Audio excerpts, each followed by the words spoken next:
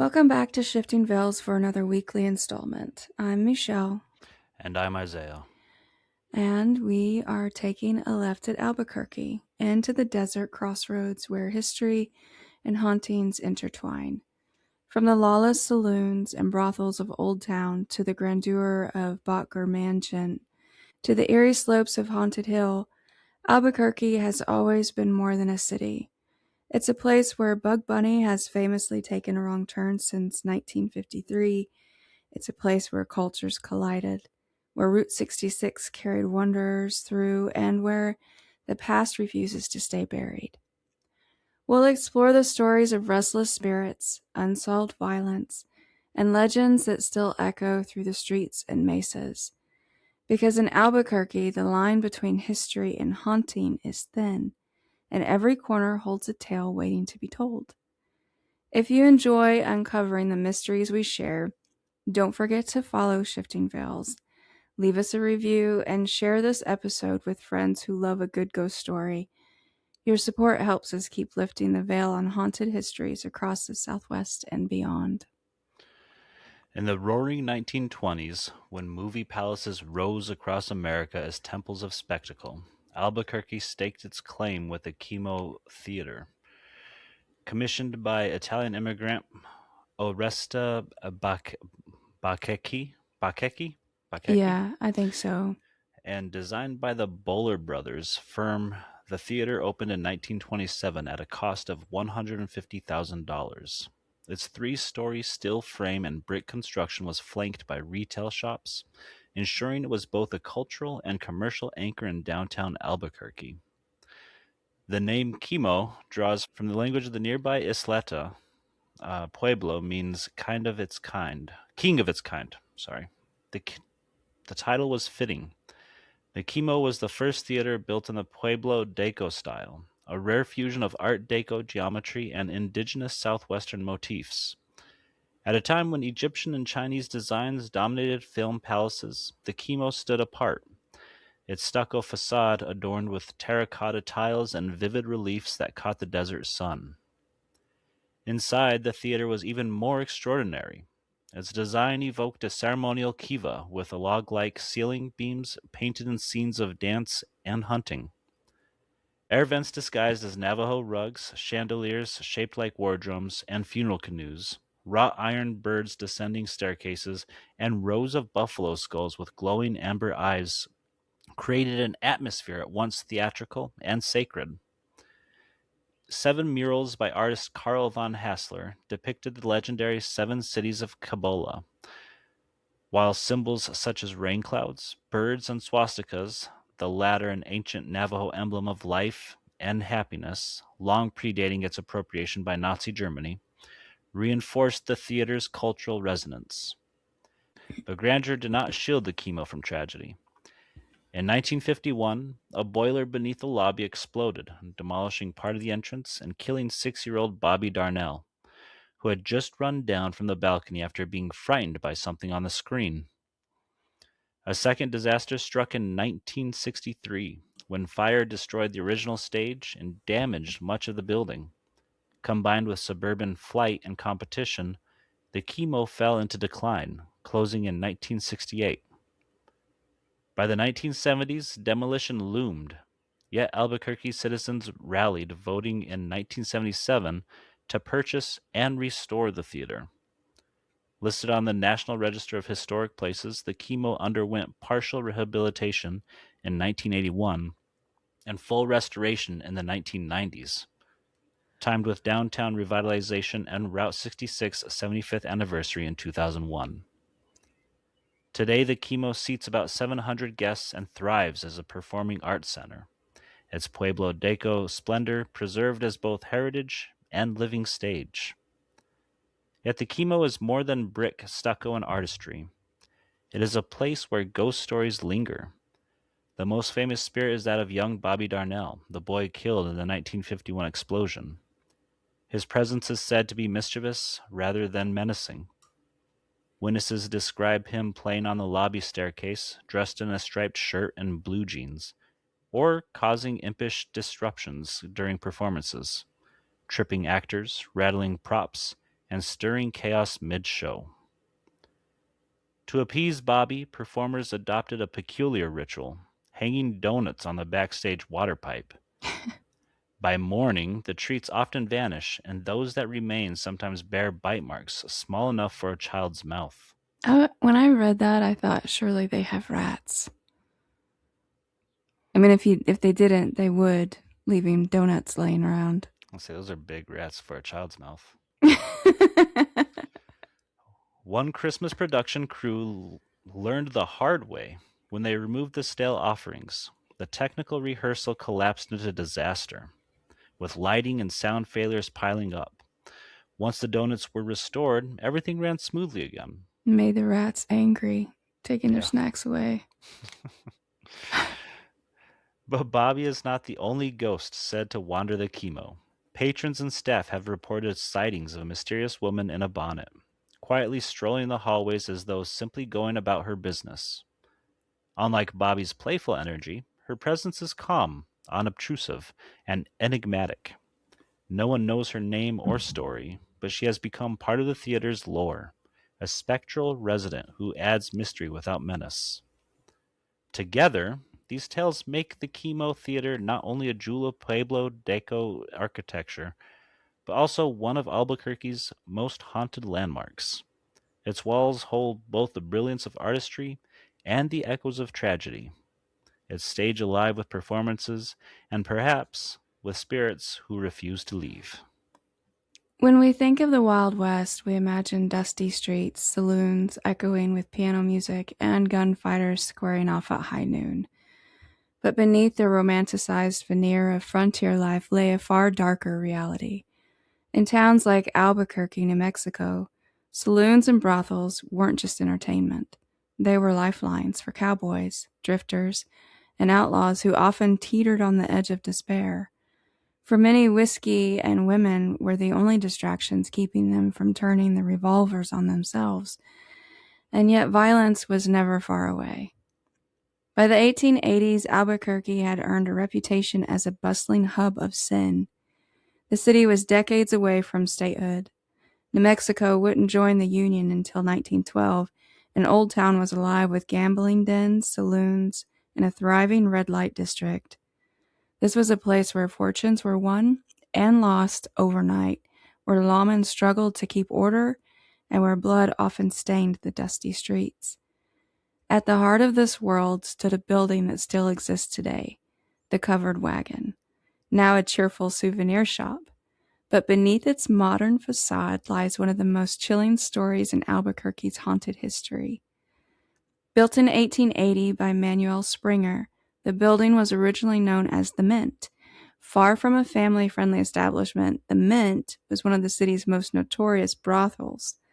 Old Town was the epicenter of Albuquerque's sex trade, and the Mint was its headquarters, a place where wealthy men, cowboys fresh off the trail, and dangerous outlaws all mingled under dim lantern light. I can smell that sentence.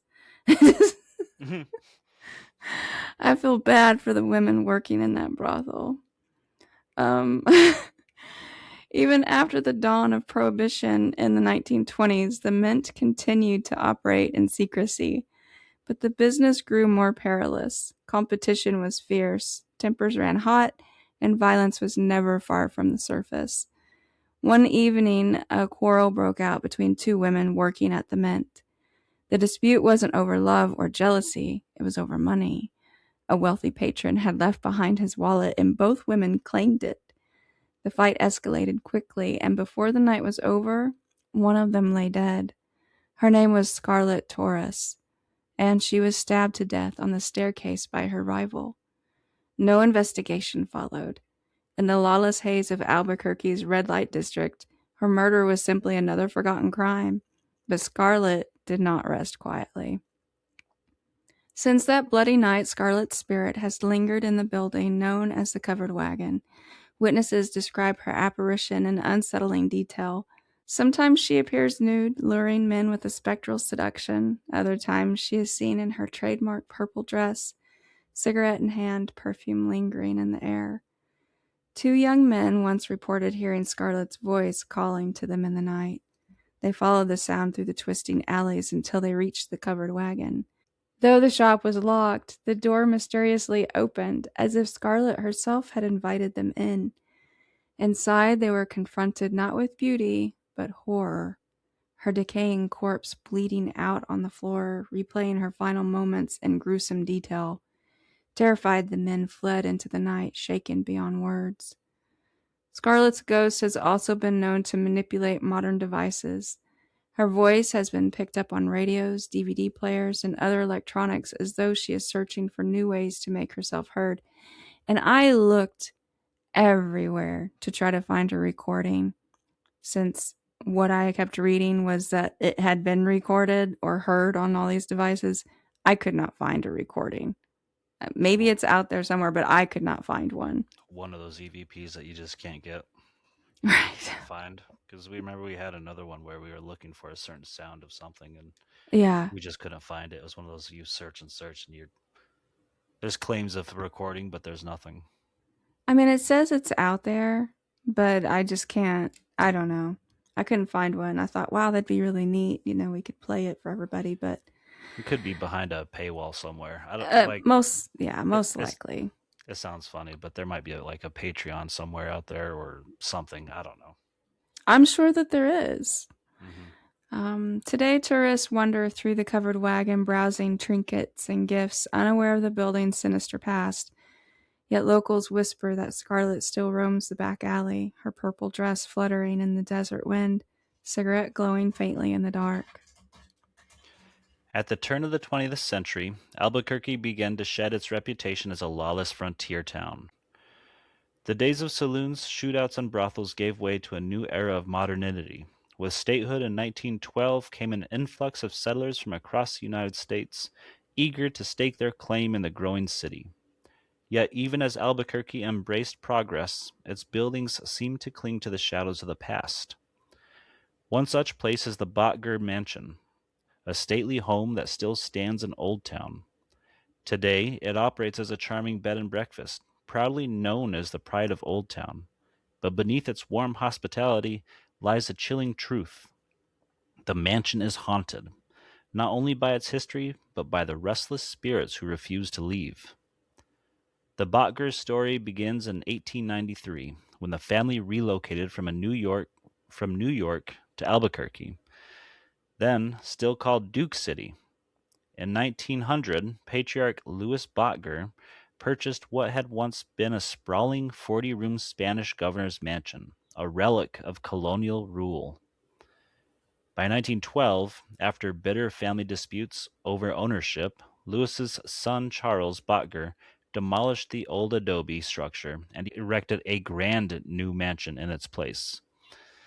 The Bottger mansion was monumental, a symbol of wealth and ambition. Yet Charles's fortune was not enough to complete the project without debt. He borrowed heavily, and when he died suddenly on December 14th, 1914, he left behind not only the mansion but a crushing financial burden for his wife Miguela Bottger. Determined to survive, Miguela transformed the mansion into a boarding house. Its rooms soon hosted a remarkable array of guests, some infamous, others iconic. Machine Gun Kelly, not the pastel pink emo Tinkerbell musician, Machine Gun Kelly of modern times, but the notorious gangster, is said to have stayed within its walls, bringing a touch of criminal notoriety to the residents. Later, the mansion welcomed celebrities such as Elvis Presley and Frank Sinatra, who added glamour to its storied past. But the most enduring guests are not found in history books or concert posters. They are the spirits who linger in the halls, staircases, and bedrooms of the Bottger mansion. Charles Bottger himself is said to haunt the mansion he built. Guests and staff report strange noises, footsteps echoing in empty corridors, and the sensation of being watched. Some claim to see Charles's apparition, stern and restless, as though still guarding the home he sacrificed so much to create. Other spirits are less easily identified. Shadows move across rooms, doors open and close on their own, and whispers drift through the night. Visitors often describe a heavy, uncanny atmosphere, as if the mansion itself remembers every argument, every debt, and every death that occurred within its walls. For decades, the Bottger Mansion stood along historic Route 66, welcoming travelers from across the country. It remains the only lodging accommodation in Old Town, a place where history and hospitality intertwine. Yet those who stay overnight often discover that they are not alone. The Bottger Mansion is more than a bed and breakfast. It is a living museum of Albuquerque's transition from Wild West chaos to modern city life. And like so many places in Old Town, it carries with the weight of spirits who refuse to be forgotten. While Route 66 carried travelers through the heart of Albuquerque, the desert beyond the city beckoned with its rugged beauty: mountains, mesas, and plateaus shimmering under the New Mexico sun. Yet for many explorers, what they found in those hills was not beauty, but terror. One place in particular has earned a reputation that chills locals and visitors alike: Haunted Hill, located at the end of Manal. I think it's Manal Boulevard. Wasn't there a movie or something called Haunted Hill? House on Haunted Hill. Was it about this area? I don't think I ever watched it. I don't think so. It took the house on Haunted Hill was like an old asylum or mansion that was on a cliffside. Okay, I maybe I saw a documentary on it because I'm pretty sure I saw something about Haunted Hill and it was this area. I'll have to look into it again, but I think I know the movie you're talking about too. Since Albuquerque's earliest days, Haunted Hill has made visitors uneasy. Accounts of paranormal activity here stretch back generations, and the stories are as varied as they are disturbing. Flickering lights appear in the distance, only to vanish when approached. Rocks are hurled from unseen hands. Strange flashes split the night sky, accompanied by guttural noises that some describe as demonic.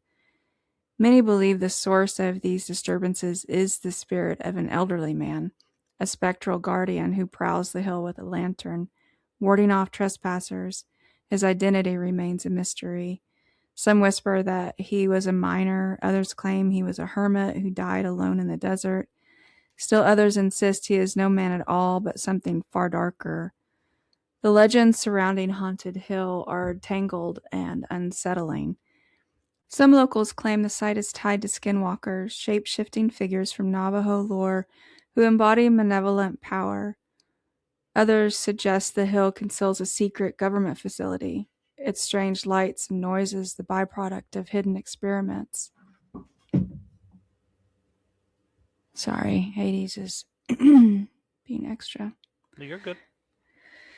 And then there are those who believe Haunted Hill is simply cursed, a place where the veil between worlds is dangerously thin. The hill's reputation was cemented in the 1980s when the bodies of several prostitutes were discovered in the area. Their tragic deaths added a grim reality to the ghost stories, fueling speculation that their spirits now cry out in anguish. Visitors often report hearing the screams of a woman and the grunts of a man echoing across the rocks. One skeptic once declared he didn't believe in spirits and set out to prove Haunted Hill was nothing more than a superstition. Within minutes, he complained of a burning sensation across his back. When examined, 3 long, fresh scratches ran down his skin, marks he could not explain. The truth remains elusive. Some say it is the lantern-bearing old man forever guarding his territory. Others insist demons or skinwalkers stalk the plateau. Still others believe the restless dead of the 1980s linger here, their cries woven into the desert wind. I it's not far from me like to think this is New Mexico. This is Navajo territory. There were some murders that happened out there. There were some bodies and what we covered skinwalkers in the past, what skinwalkers do, uh, and there being like a source of bones. Would that not be? Am I making any sense here? I mean, No, Could I it? mean, yeah, it sounds like something that would be something that could occur or could be something that occurs, you know. Yeah. I mean, because there's bodies out there, and I mean, what? How often? It probably happens so much more than we even think that it does, or even think about it. That people murder somebody and then they go dump their bodies way out in the desert, way out in the middle of nowhere. You know. Yeah, I mean, that's a total possibility. The desert is such a spanning wide area, and if you think about it, and this isn't encouragement, but it's a good way to get rid of bodies because there's so many different creatures out there that are already like looking for food. Hmm. You could And say the same about the swamps, but yeah, well, but yeah. yes, I agree with you. I mean, yeah, there's multiple locations where Hmm. any true crime podcast listener or anything like that would know those places. But Yeah. the desert, I mean, nobody's gonna travel hours out into a desert because Yeah. it's so hot out, or it's freezing out at night. So, Yeah, and I'm not sitting here saying, "Oh, well, it's all just skinwalkers or a skinwalker or whatever." But it's hard for me to completely rule out the possibility that that isn't something that does happen out in that area. hmm yeah, So, it would. It's like you said, it's the land for it. It's Navajo land. mhm. Yeah. Yep.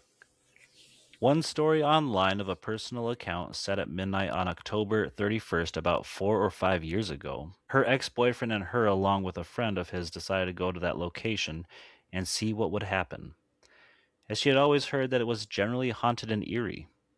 Her ex boyfriend was not at all a big believer in the paranormal, as nothing had ever happened to him. That's kind of typical, right, in their relationship. Right. Uh, Nothing had ever happened to him. His friend and her, on the other hand, believed 100% because they had both seen, heard, and felt shit before. They start walking onto the trail and it's completely pitch black. They use their phone lights and two flashlights, as well as each of them carrying pistols. Ugh, those work. They they walk for about Kill five it minutes. again. Right. It's, But I mean, it's not dumb either. I mean, this is a place where you might think there's criminals out there dumping bodies. well, yeah, that's true. There could be corporeal forms out there, Mhm. but if you're looking for haunted things, pistol's not going to do you a whole lot of good. No. They walked for about 5 minutes before realizing it was too dangerous to keep going. But they had gotten a lot further than they thought since they had been turning the flashlights on and off as necessary. They ran into two coyotes, but they ran the opposite way from them. Soon after, to the west down the trail and almost hugging the mountains, his friend is the first one to point out what he sees as a light coming down the trail. Hey, who's there? The soft yellow orangish light just kept flickering and getting closer. She looked where he told her and also saw it plain as day, but it lit nothing around it. Almost just like float glowed, if that makes sense. Well, that doesn't make sense to me, that sentence. The A glow f- floated. the glow floated. Yeah. It was just Like a glowing like the glow.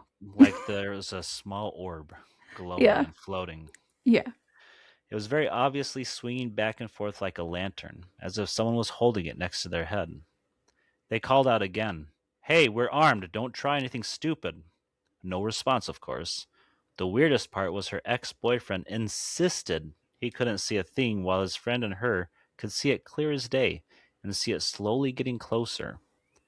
They had goosebumps and watched it for maybe another 2 to 3 minutes before being so freaked out they headed back. What is certain is that Haunted Hill continues to defy explanation. Lights flicker, rocks fly, voices scream, and shadows move where no one should be. For those who dare to climb its slopes, the question is not whether they will encounter something, but whether they will escape unchanged.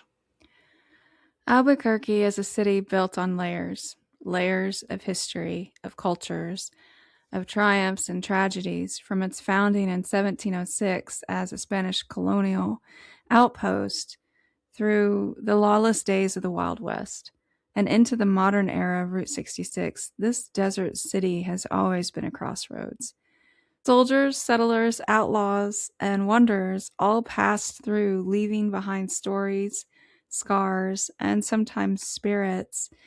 The covered wagon, once the Mint, reminds us of the violence and desperation that fueled Old Town's red light district. Scarlet Teresa's restless ghost is not just a tale of one woman's murder. It is a reminder of the countless forgotten lives shaped by greed, lust, and lawlessness in the frontier era. The Bottger Mansion, the pride of the old town, embodies Albuquerque's transition into modernity, yet even as it welcomed celebrities and travelers, its walls absorbed the grief of Charles Bottger's untimely death and the struggles of his widow. Today, guests still feel the weight of that history, as if the mansion itself refuses to let go of its past. And then there is Haunted Hill, where the desert itself seems alive with menace. Flickering lights, guttural noises, phantom scratches, and echoes of violence remind us that Albuquerque's haunted legacy is not confined to its buildings. It spills into the land, the mesas, and the night sky. Albuquerque is haunted because it has always been a place of convergence. Native traditions, Spanish colonial rule, frontier lawlessness, and modern expansion all collided here.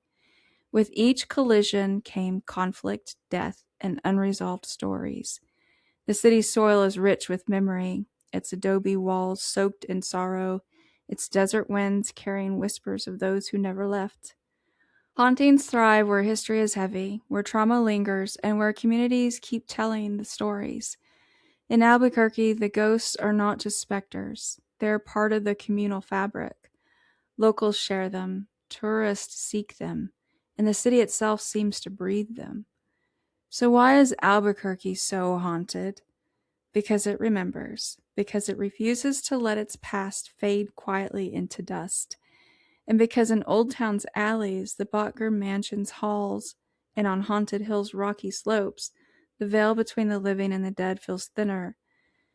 If you visit Albuquerque today, you may come for the chili, the Route 66 nostalgia, or the desert sunsets. But stay long enough and you'll discover something deeper. A city where history and hauntings walk hand in hand, inviting us all to listen, to wonder, and perhaps to believe.